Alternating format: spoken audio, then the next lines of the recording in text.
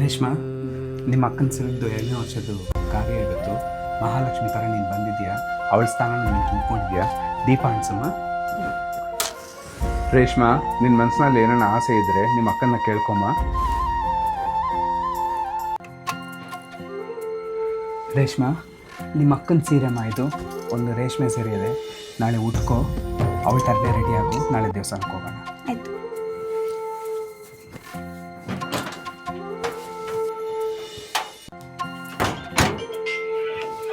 ಹಾಂ ಹೇಳಮ್ಮ.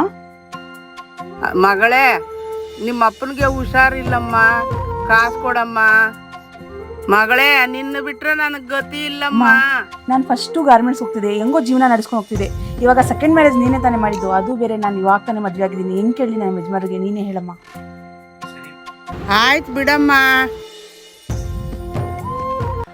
ನನ್ನ ಹತ್ರ ಬೇರೆ ದುಡ್ಡಿಲ್ಲ.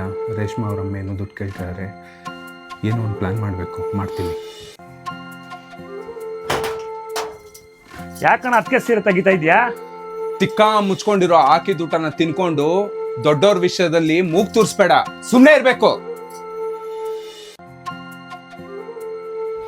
ಈ ತರ ಬಿಳಿ ಕಲರ್ ಬಂದ್ರೆ ಇದಕ್ಕೆ ಭಾರಿ ದುಡ್ಡು ಬರುತ್ತೆ. ಈ ತರ ಕೆಂಪು ಕಲರ್ ಬಂದ್ರೆ ತೂಕ ಲೆಕ್ಕ ಹೋಗುತ್ತೆ. ಈ ಸೀರೆಗೆ 40,000 ಬರುತ್ತೆ, ಈ ಸೀರೆಗೆ 40,000 ಬರುತ್ತೆ, ಈ ಸೀರೆಗೆ 8,000 ಬರುತ್ತೆ, ಈ ಸೀರೆಗೆ 50,000 ಬರುತ್ತೆ.